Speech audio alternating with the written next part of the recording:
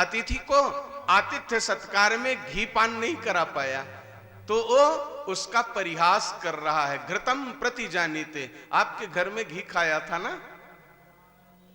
तो परमात्मा सबको सब सुख नहीं देता। ब्राह्मण देवता विद्या विनय संपन्न थे, उनकी लोक में प्रतिष्ठा थी, लेकिन घर में प्रतिष्ठा नहीं थी। जो पत्नी मिली वो लोक वार्ता रता क्रूरा प्रायशो बहु जल्पिका, उसको संसारी बातें बहुत आती थी और बहुत ज्यादा बोलती थी। स्ववाक्य स्थापिता नित्या, अपनी बात को हमेशा ऊपर रखने वाली थी। कलह प्रिय थी, झगड़े में ज्यादा उसको आनंद आता था। कंजूस भी थी। लेकिन ब्राह्मण देवता को उससे कोई शिकायत नहीं थी।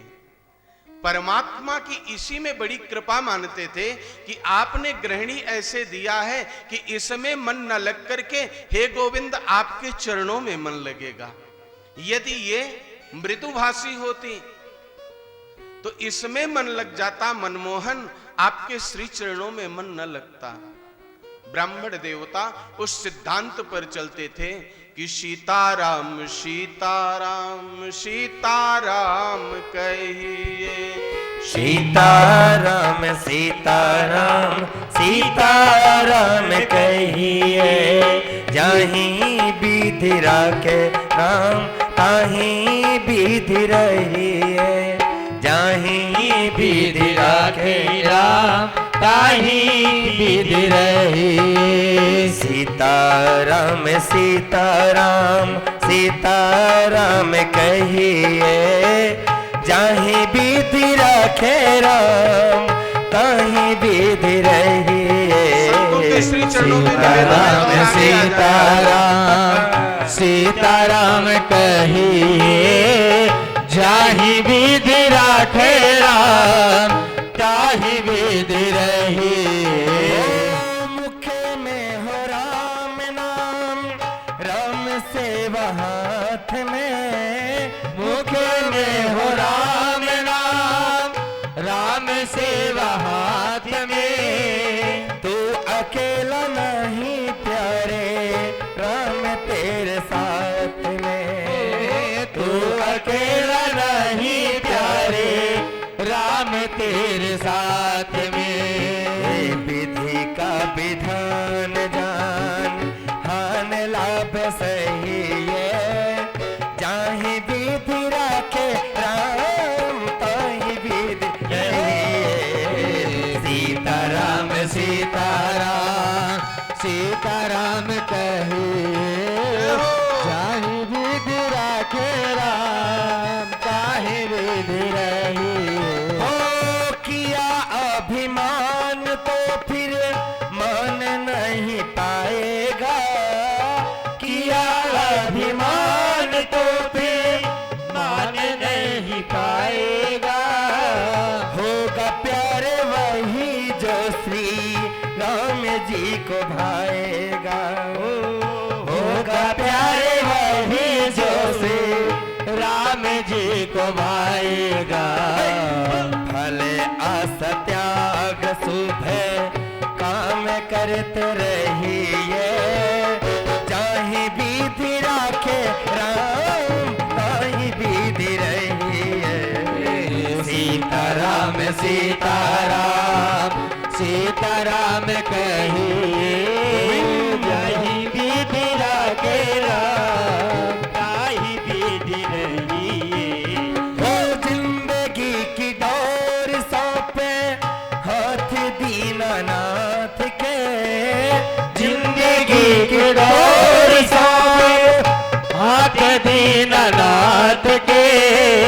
महलों में रखे चाहे झोपड़ी में बास ले। महलों में रखे चाहे झोपड़ी में वास दे।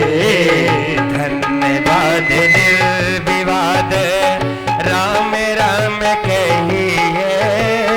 चाहे विधि राखे राम ताहि विधि रहिए।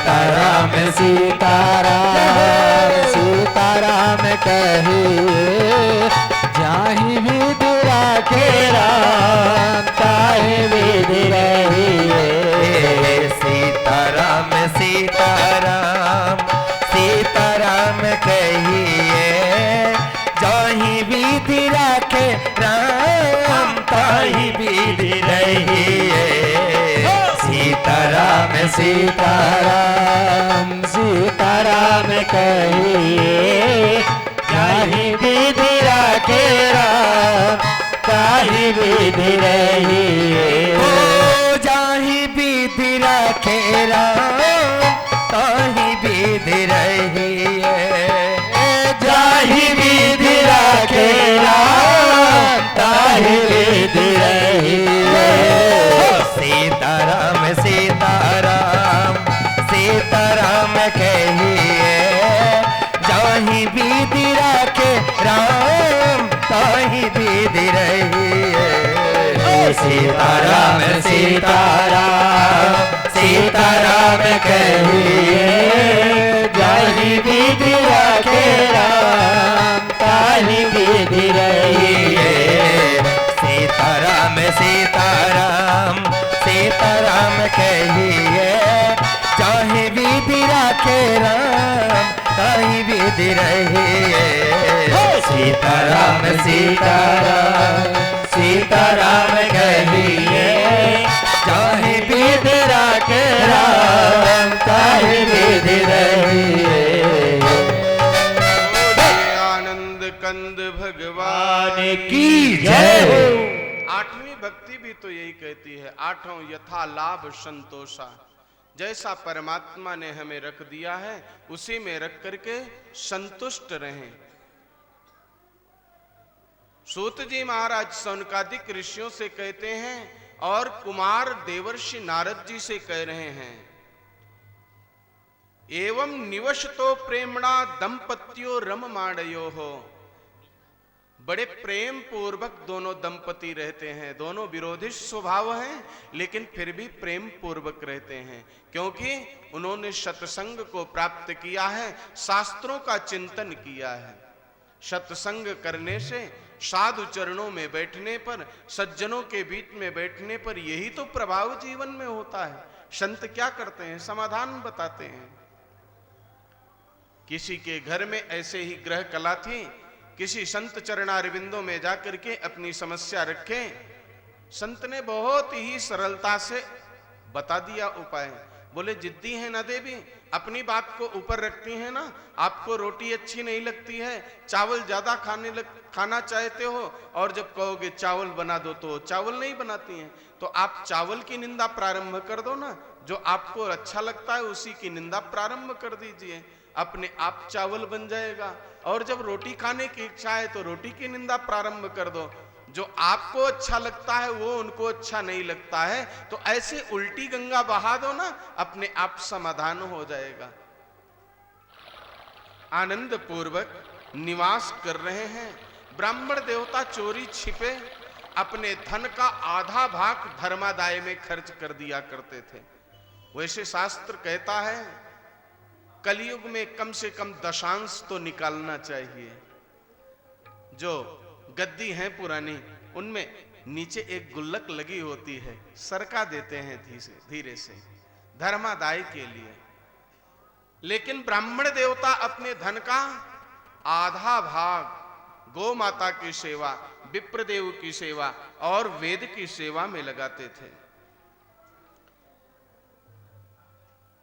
एक दुख और था जीवन में, पुत्र नहीं था एक भी। निवास करते हुए जीवन का तृतीय प्रहर आ गया, बाल्यावस्था युवावस्था निकल गई, अब वानप्रस्थ आश्रम में प्रवेश की घड़ी आई है, संतान नहीं हुई है। कभी कभी चिंतित होते थे। आज एक घटना घटित हो गई। प्रातः काल का समय था, ब्राह्मण देवता जैसे ही घर से निकले, अपने पड़ोसी जो था वो किसी कार्य के लिए कहीं जा रहा था, वो दरवाजे से बाहर कुछ दूर तक चल करके आया, ब्राह्मण देवता सूर्यार्घ दे रहे थे, उनको देख करके और वापस चला गया। कहने लगा, धिक्कार है, आज निसंतान का मुख देख लिया मैंने, चेहरा देख लिया, इसलिए मेरा कार्य सिद्ध नहीं होगा। वापस हो लिया। आज बहुत चिंतित हो गए ब्राह्मण देवता, मेरा ज्ञान, मेरी समाज सेवा सब व्यर्थ है, मेरा परोपकार, मेरा पुण्य अर्जन सब व्यर्थ है, संतान सुख ही सर्वोत्तम है, सर्वश्रेष्ठ है। आज बात लग गई, निश्चय कर लिया, कार्यम वा साधेयम शरीरम वा पातेयम, या तो संतान सुख को प्राप्त करके लौटूंगा, अन्यथा इस शरीर को समाप्त करके लौटूंगा।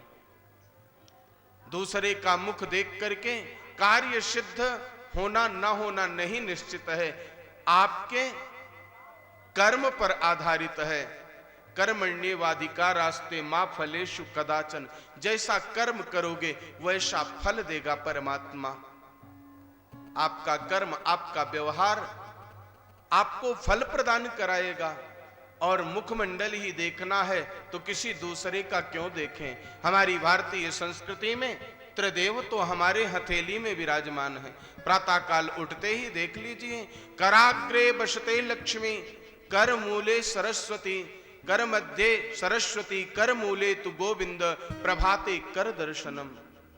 जिनके प्राप्ति के लिए प्रातः काल से लेकर के और रात्रि में विश्राम भी दुर्लभ हो जाता है, सतत प्रयत्नशील रहते हो लक्ष्मी मैया को प्राप्त करने के लिए, वो हाथ के अग्रभाग में है, सबसे पहले उनका दर्शन कीजिए।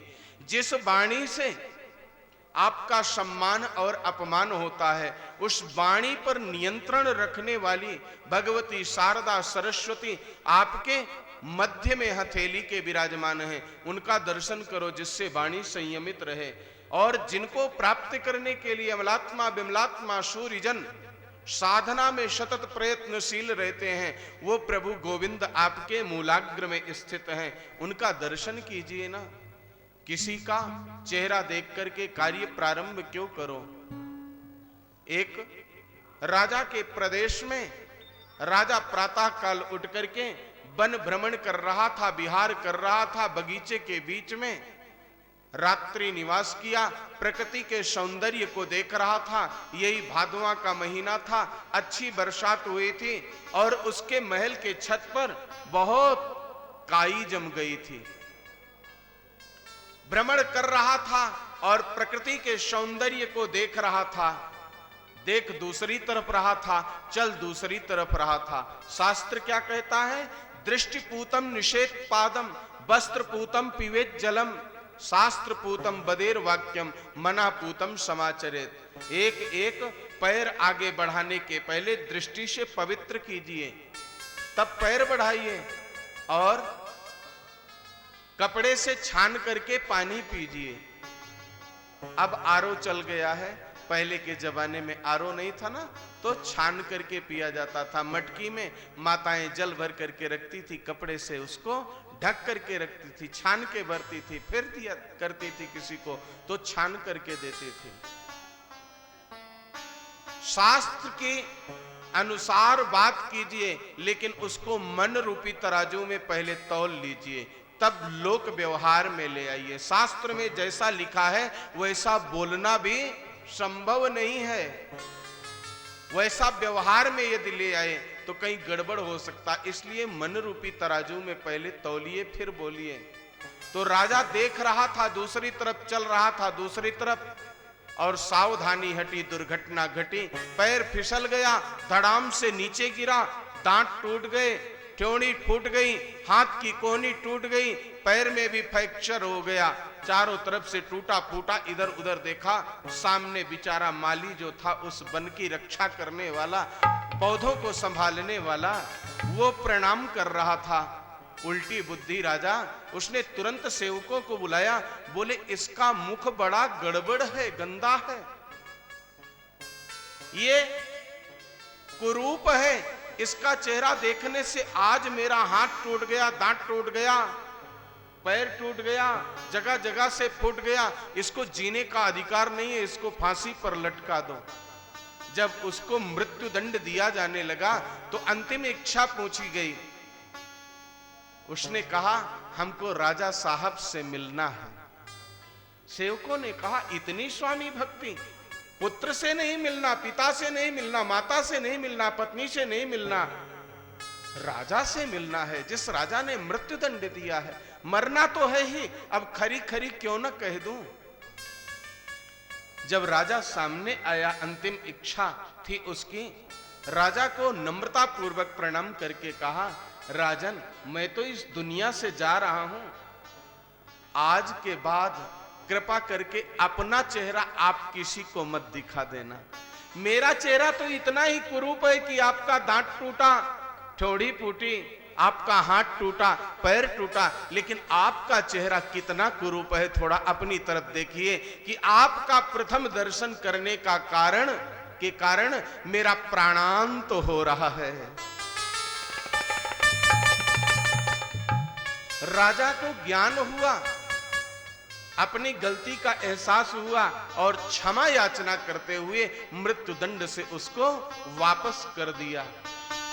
आज ब्राह्मण देवता का चेहरा देख करके पड़ोसी ने कहा कि इस निसंतान का चेहरा देखने से कार्य सिद्ध नहीं होगा। ब्राह्मण देवता निकल पड़े हैं आत्मदेव। नगर से गांव में, गांव से पुनः नगर में, वन प्रदेश में भ्रमण करते हुए महानगर में और भीषण जंगल में प्रवेश किया। भूख प्यास से आत्मा व्यथित हुई, गए एक सरोवर के नीचे जल पी करके, बट वृक्ष के नीचे थोड़ा सा विश्राम लेकर के और विचार किया इसी सरोवर में जल समाधि ले लेता हूं, संतान कहां मिलेगी।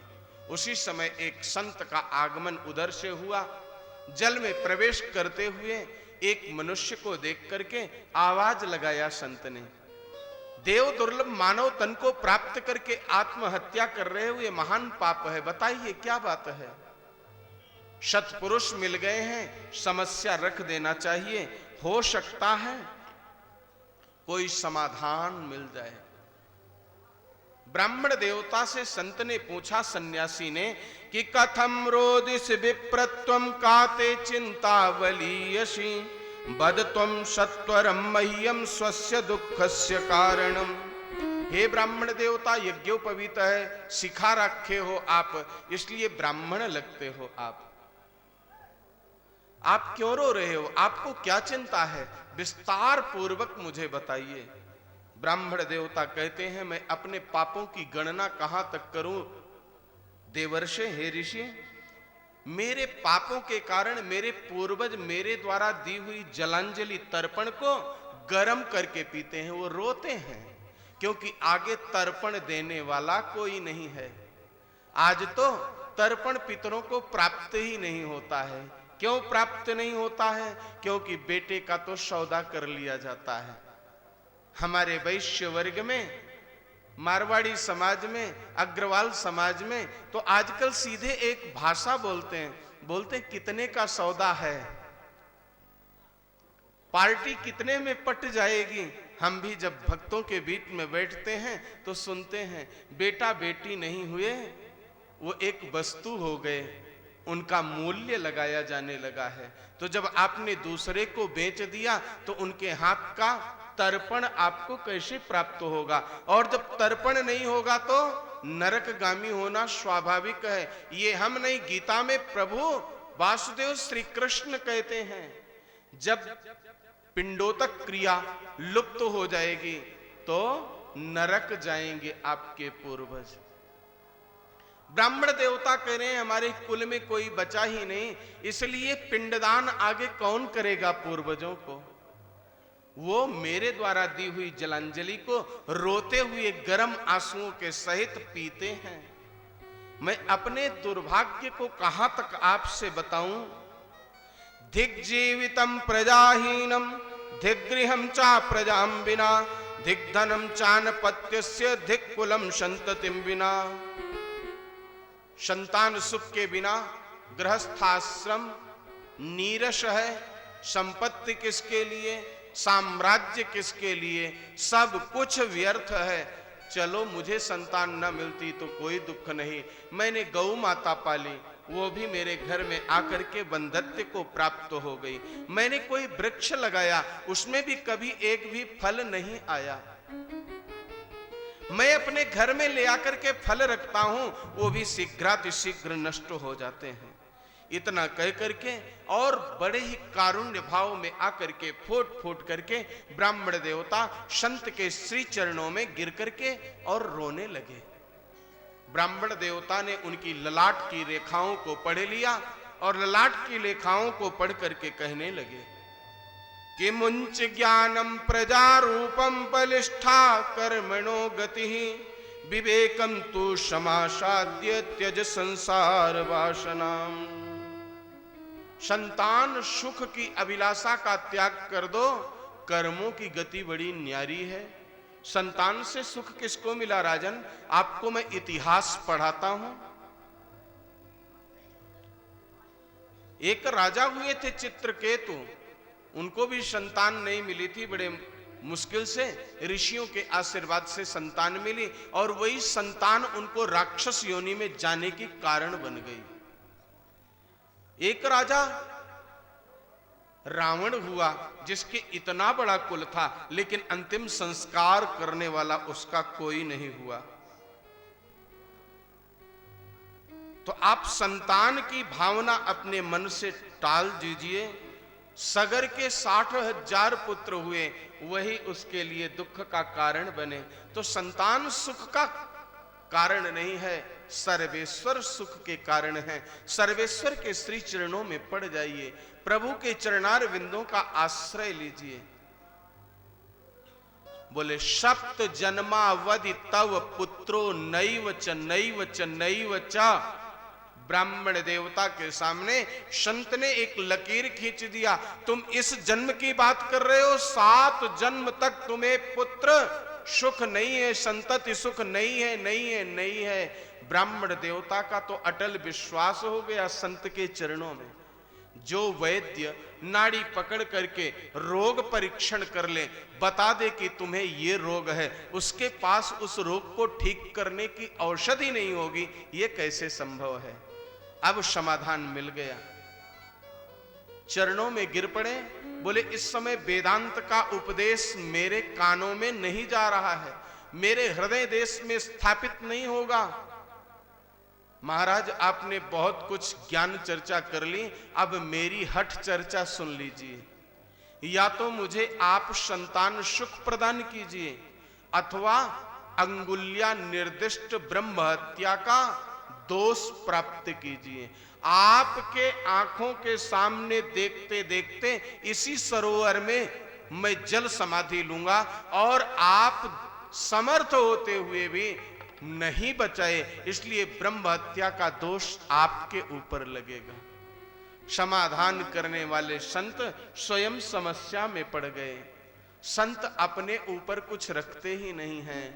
जो हमारे पूज्य गुरुदेव पंक्ति बोलते हैं, उस पंक्ति को प्रेम पूर्वक गाइए।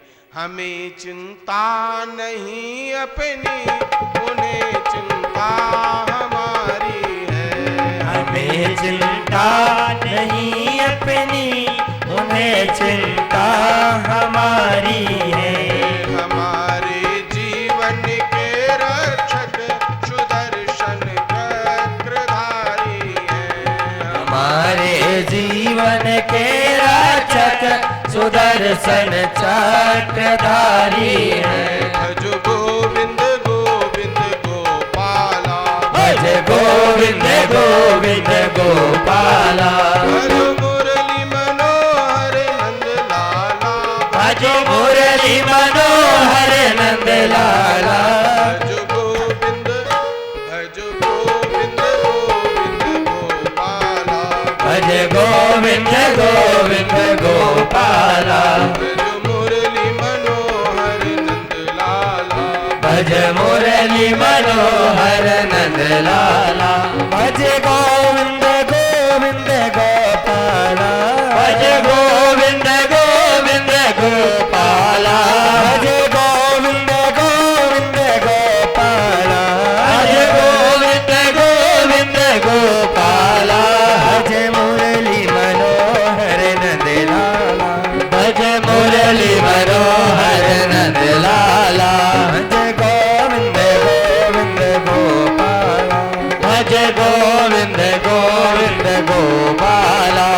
भज गोविंद गोविंद गोपाला भज गोविंद गोविंद गोपाला भज मुरली मनोहर नंदलाला भज मुरली मनोहर नंदलाला भज गोविंद गोविंद गोपाला भज गोविंद गोविंद गोपाला भज गोविंद गोविंद गोपाला भज गोविंद गोविंद गोपाला भज गोविंद गोविंद गोपाला भज गोविंद गोविंद गोपाला।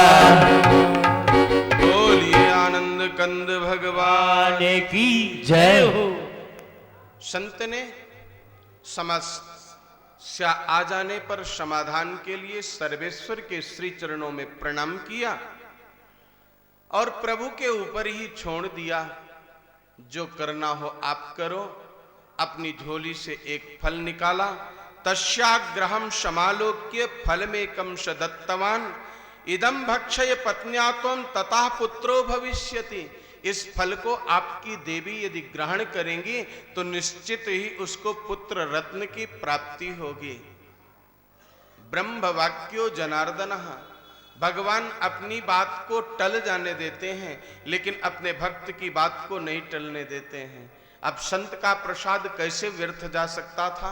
बड़े ही प्रसन्न चित्त मन से ब्राह्मण देवता उस फल को लेकर के घर पर पहुंचे और पत्नी के हाथ में दिया और अपने स्वधर्म के पालन में लग गए। अध्ययन अध्यापन भिक्षाटन और दान द्रव्य करने में लग गए, साधन करने लगे। साध्य को प्राप्त करने के लिए इधर देवी अपनी सखी को, प्रिय सखी को बुलाया और उसके सामने बैठ करके जोर जोर से रोने लगी। अहो चिंता ममोत्पन्ना फलम चाहम न भक्षय। मेरे बहुत बड़ी चिंता हो गई है, मैं इस फल को नहीं खाऊंगी। सारी घटना बताती है। कैसी भी थी देवी, कुटिल थी, क्रूर थी, लोकवार्ता रत थी, लेकिन उसको संत के वचन पर विश्वास था। उसने कहा फल भक्षेण गर्भा स्यात्, इस फल को खाने से निश्चित ही गर्भ होगा।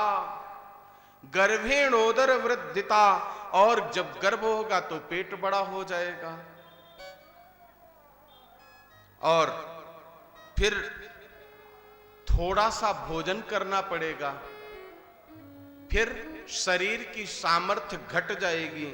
वैसी परिस्थिति में यदि गांव में कहीं आग लग गई तो सब तो भाग करके अपने प्राण बचा लेंगे, मैं क्या करूंगी। ऐसा ना हुआ यदि चोर आ गए तो सब तो भग जाएंगे, मेरी बड़ी कुटाई पिटाई हो जाएगी। ऐसा भी ना हुआ यदि गर्भ टेढ़ा मेढ़ा हो गया तो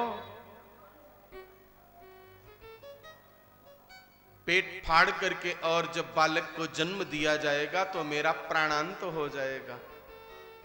ऐसा भी ना हुआ यदि परमात्मा की कृपा से सब कुछ आनंद पूर्वक हो गया तो बालक का जन्म कराने के लिए ननंद रानी आएंगी जापा कराने, और जापा कराने के लिए ननंद रानी जब आएंगी, मेरे इतने सालों की एकत्रित गृहस्थी को वो सब बांध करके अपने घर ले जाएंगी।